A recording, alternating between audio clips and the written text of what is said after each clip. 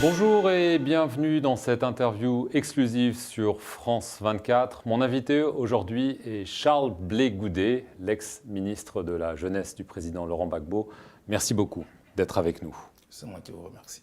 Alors c'est une interview un petit peu exceptionnelle parce que vous venez de passer 5 ans derrière les barreaux de la prison de la Cour pénale internationale à La Haye. Vous avez été accusé de crimes contre l'humanité en compagnie de Laurent Gbagbo. Vous avez tous les deux été acquittés il y a quelques mois. Depuis, vous êtes libre, mais c'est une liberté conditionnelle. Laurent Gbagbo vit en Belgique. Vous êtes toujours à La Haye, aux Pays-Bas. Et je tiens à le préciser avant que commence cette discussion, vous n'avez pas le droit de vous exprimer sur votre cas devant la Cour. Merci en tout cas de nous accueillir. Merci. La prison. Charles Blé Goudet, vous avez passé 5 ans ici en prison, vous avez été incarcéré avant cela en Côte d'Ivoire. Quel effet ça a eu sur vous? Merci. Vous savez, lorsque un père de famille revient de la chasse et de remet le gibier à sa famille, sans toutefois qu'il puisse raconter toutes ces frayeurs nocturnes. Ce qui est important ici, ce n'est pas ma personne. C'est la Côte d'Ivoire. Et la vie de tous ceux qui y vivent. Alors moi, en tant que Charles Blé Goudet, est-ce que la prison a eu un effet sur moi? La prison a toujours un effet sur tout individu qui y met le pied. Vous avez souffert? Ce n'est pas important. La prison, ce n'est pas des lieux de vacances. C'est un lieu de privation avant tout, de liberté. C'est un lieu de manque où tout vous manque. Qu'est-ce qui vous a le plus manqué? Mon pays. Vous êtes donc ici aux Pays-Bas. Est-ce que vous allez rentrer en Côte d'Ivoire bientôt? Quelle question. Vous me demandez si je vais rentrer dans mon pays. La Côte d'Ivoire est mon pays. Je n'ai que la Côte d'Ivoire comme pays. Mais si et seulement si c'est ma volonté qui comptait, je suis dans une procédure qui n'est pas encore à terme. Le jour où cette procédure sera finie, je rentrerai chez moi en Côte d'Ivoire. Mais la Côte d'Ivoire n'est pas de passage. Elle m'attend. Et je sais qu'elle m'attend. Et qu'un jour, je rentrerai chez nous. Je n'en doute pas du tout. Alors, en effet, la procédure n'est pas terminée, à savoir que vous avez été acquitté en première instance. La procureure de la Cour pénale internationale peut interjeter appel. Est-ce que, pour vous, ces mois de libération où il faut attendre sont peut-être, d'une certaine façon, encore plus difficiles à vivre parce que vous ne pouvez pas rentrer chez vous? Non, pas du tout. Pas du tout. Vous êtes serein? Vous savez que ce que la prison nous a enseigné, c'est avant tout la patience. En prison, vous ne maîtrisez rien d'autre que vos émotions, vos désirs, vos envies. Mais la prison n'est pas une perte de temps. Et toute cette situation que j'ai vue, pour moi, c'est du temps gagné. J'ai le temps. J'ai tout le temps de réfléchir sur le passé de la Côte d'Ivoire, son présent, mais surtout son futur. J'ai le temps de faire mes projets. Et croyez-moi, je ne suis pas du tout impatient. Alors, on va quand même parler du passé. Vous avez été quand même accusé des pires crimes, les crimes contre l'humanité, sans rentrer dans les détails. Lors de la crise post-électorale, fin 2010, fin 2011, est-ce que vous reconnaissez des erreurs et est-ce que vous avez des regrets? Vous savez, chaque débat a son moment et sa tribune. Comme vous-même venez de le dire, la procédure est encore en cours. Vous allez donc me permettre de ne pas répondre à cette question. Et le moment venu, je vous donne toute la latitude de chercher à me rencontrer. Et nous allons en parler. Mais est-ce que vous avez des regrets quand même de certaines choses que vous avez dites, que vous avez faites? Dire que j'ai des regrets ou pas, ce serait me prononcer sur ces événements-là qui font partie prenante de la procédure qui est en cours et sur laquelle je ne suis pas habilité à me prononcer selon l'ordonnance rendue par la chambre d'appel. C'est pourquoi je vous saurai gré de me permettre de répondre à votre question le moment venu. Et croyez-moi, j'y répondrai sans embâche. Alors, vous pensez revenir en Côte d'Ivoire. Vous étiez le leader des jeunes patriotes. Certains vous appelaient le général de la rue. Je vois que ça vous fait sourire. Vous revenez en Côte d'Ivoire dans quel état d'esprit? Celui de faire de la politique?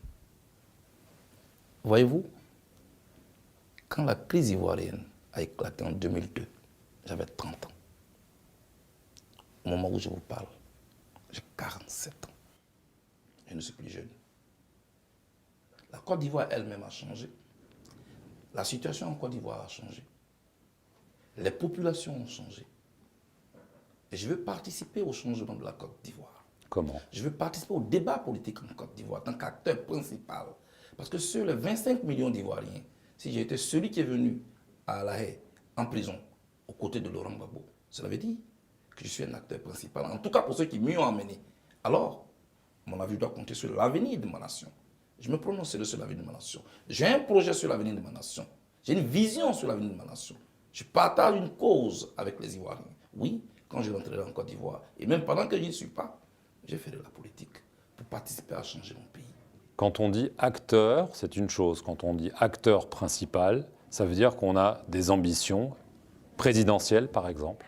Non, la vie politique Pourquoi ne pas se résume pas. La vie politique ne se résume pas à avoir des ambitions présidentielles. Faire la politique, c'est aussi promouvoir des valeurs, des principes de vie. Participer à changer la société elle-même. Pour le faire, on a besoin, bien entendu, d'un instrument de combat. Un parti politique. Un parti politique, que je suis leader du Congrès panafricain pour la justice et l'égalité des peuples. Je ne m'en cache pas du tout. Oui, j'ai des ambitions pour un jour diriger mon pays. Avec une équipe qui comprendra ou qui aura compris qu'il faut faire la politique autrement en Côte d'Ivoire. Nous avons une offre politique pour les Ivoiriens. En 2020, c'est la prochaine échéance, ou c'est trop tôt pour vous? Ce sont des chiffres, cela. C'est une date. Ce sont des chiffres. C'est une La date. vie de la politique, la vie de la Côte d'Ivoire ne se résume pas aux aiguilles d'une montre. 2020, 2025. Donc vous avez le Nous temps. avons une offre. Et je pense que tout doit se bâtir dans le temps. Tout doit traverser le temps. On ne fait pas tout dans la précipitation au gré des ambitions. Aucune ambition politique n'est au-dessus de la vie de la Côte d'Ivoire et de tous ceux qui y vivent. Oui, je vais faire la politique. Je vais faire la politique dans le temps. Et je vais prendre mon temps. Et je ne vais pas me précipiter. Est-ce que vous êtes favorable à ce que Laurent Gbagbo puisse rentrer en Côte d'Ivoire et lui jouer un rôle peut-être plus immédiat? Mais la place de Laurent Gbagbo, c'est au milieu de son peuple. Il doit être avec son peuple pour réconcilier les Ivoiriens, pour amener la paix en Côte d'Ivoire. Les dernières élections, selon les chiffres de la CEI, le crédit de 46%. Cela veut dire que 25 millions d'Ivoiriens, il y a 46% qui sont en faveur de Laurent Gbagbo. Vous aimeriez selon qu'il les soit... chiffres de la CEI. Alors moi, je suis pour que Laurent Gbagbo retourne en Côte d'Ivoire. Et soit candidat l'an prochain? Non, qu'il joue un rôle. Dans un premier temps, pour moi, ce qui est important, il faut qu'on arrête de réduire la vie des Ivoiriens à des élections. Voyez-vous, il y a un environnement qu'il faut assainir. Il y a d'abord des questions à régler. L'atmosphère post-électorale est la fille de l'atmosphère pré-électorale. Pour moi, prenons notre temps. Essayons de faire l'inventaire de ce qui nous a conduit jusque-là. Et comment l'éviter, ne pas le rééditer. Est-ce que vous le craignez? C'est important. Parce que, évidemment, vous avez vécu aux premières loges, si je puis dire, la crise post-électorale fin 2010, début 2011.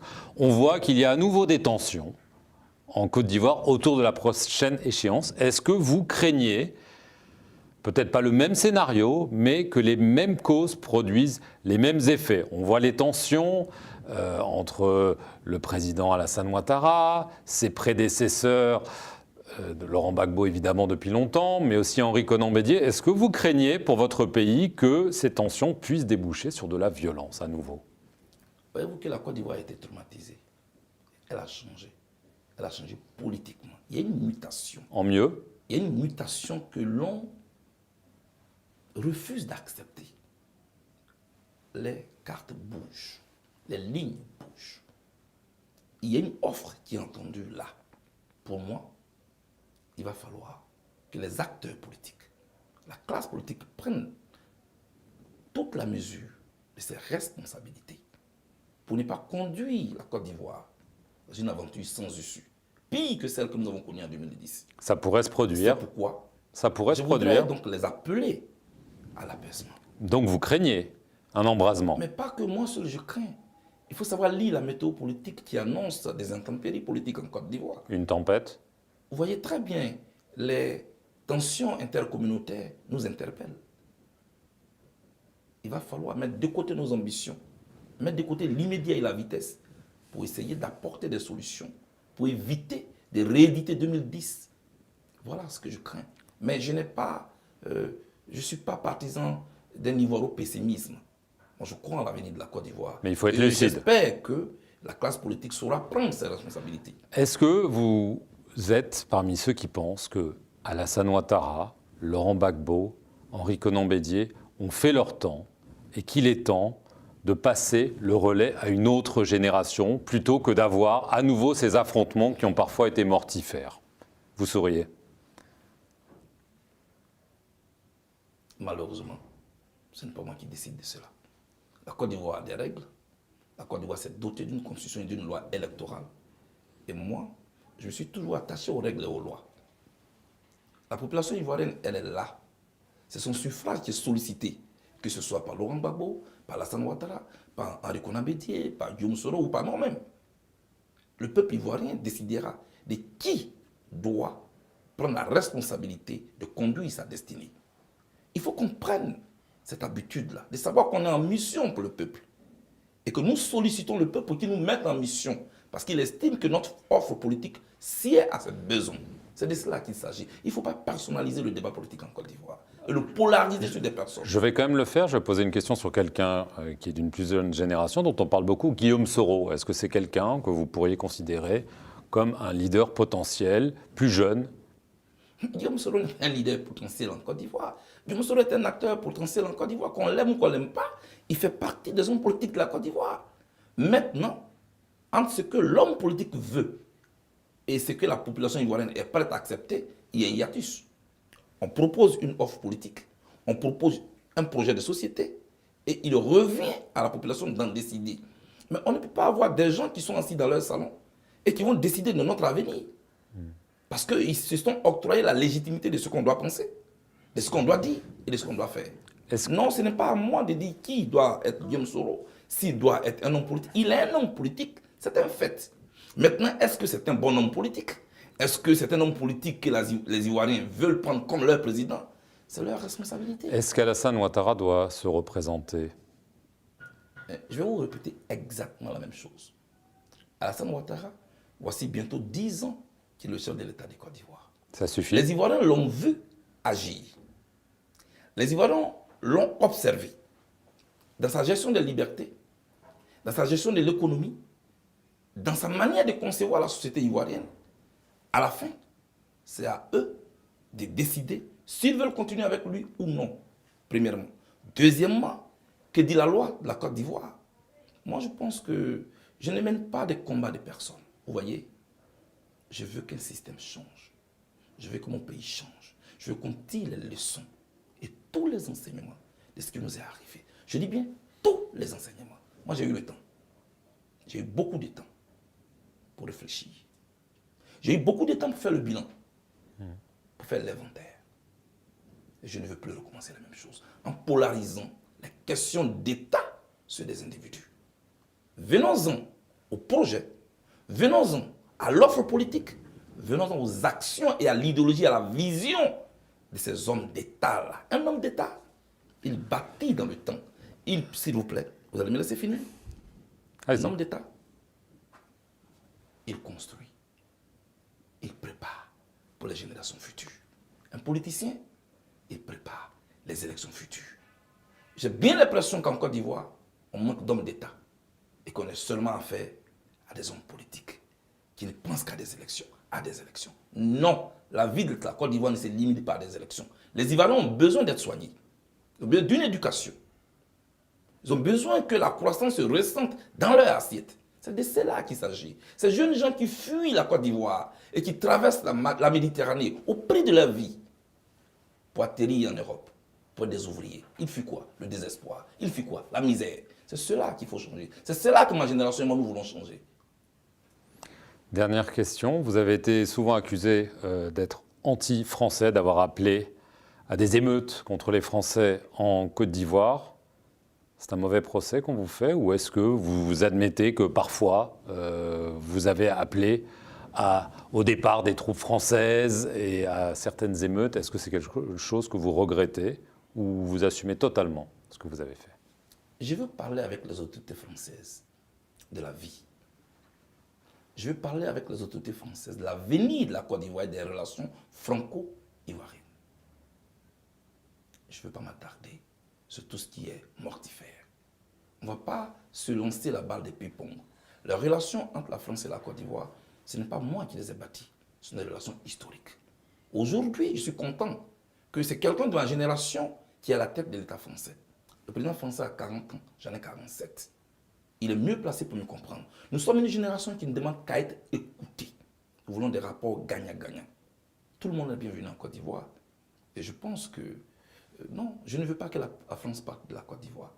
Je veux que la France soit en Côte d'Ivoire, qu'elle prenne en compte les intérêts des Ivoiriens autant qu'elle prenne en compte les intérêts des Français. Je veux ces rapports gagnant-gagnant et un respect entre États. C'est tout ce que j'ai demandé. Et je ne crois pas que cela puisse être synonyme d'être contre la France. Non, je ne suis pas anti-français. Merci beaucoup, Charles Blé Goudet, d'avoir répondu aux questions de France 24. Et merci à vous d'avoir regardé cet entretien exclusif depuis La Haye, aux Pays-Bas. Merci beaucoup. C'est moi qui vous remercie. Merci à vous. Merci.